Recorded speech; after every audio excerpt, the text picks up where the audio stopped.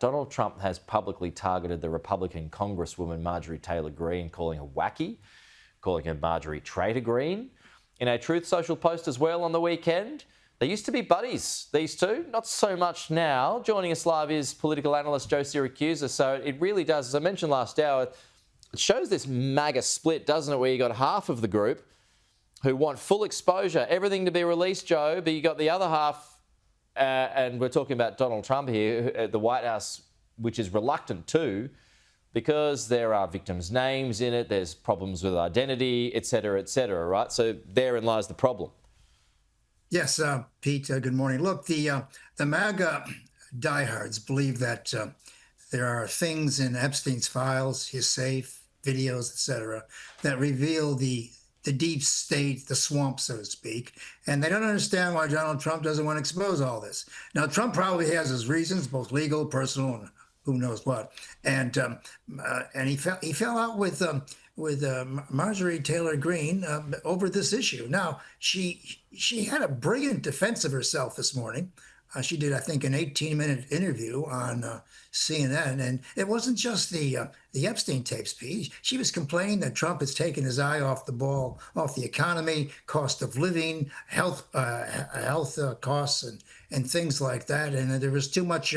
Trump was spending far too much time thinking about foreign aid and foreign assistance and getting into foreign wars. And of course, the number one impulse of MAGA is to concentrate on America first.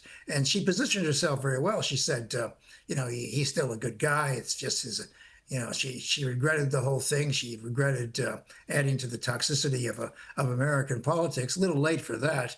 And so Trump's got a couple options here. He can let the Epstein stuff go public, and I'm sure there'll be a lot of people who are embarrassed. I can't imagine why. Keep in mind, Pete, the only person who's gone to jail over the Epstein crimes has been Ghislaine Maxwell.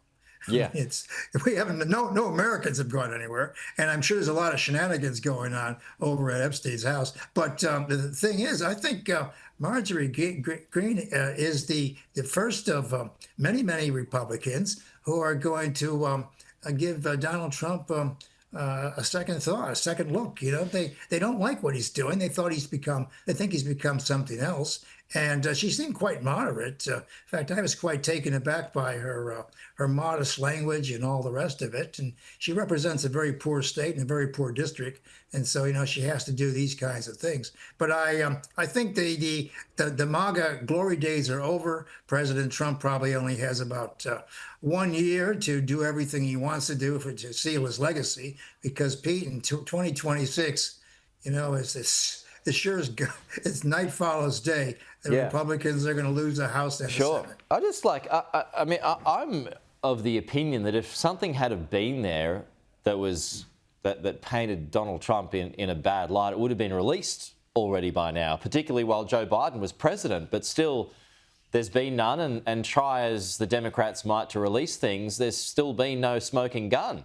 So nothing's landed on him yet. So doesn't this just reflect worse on the Democrats?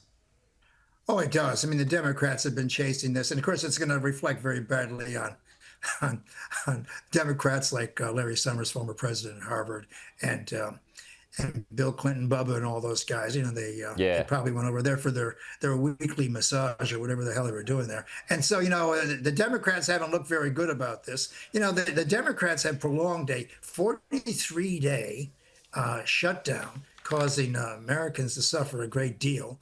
Particularly the food stamps and the airports and the rest of it. And keep in mind, Pete, that Americans don't know how to save money. 70% of Americans live from paycheck to paycheck. And, they were going hungry. They were being disrupted at airports, et cetera. They're getting very, very angry, which is why people came together at the last minute. But look, I think the Democrats have handled this poorly. The Republicans, they have the numbers. And, if you got the numbers in Australia, or you got the numbers in, you got the numbers in America or Australia or Timbuktu, you can do whatever you want. But when those numbers change next year, when the Democrats get 218 and maybe 51 in the Senate, I think you're going to be hearing a different story.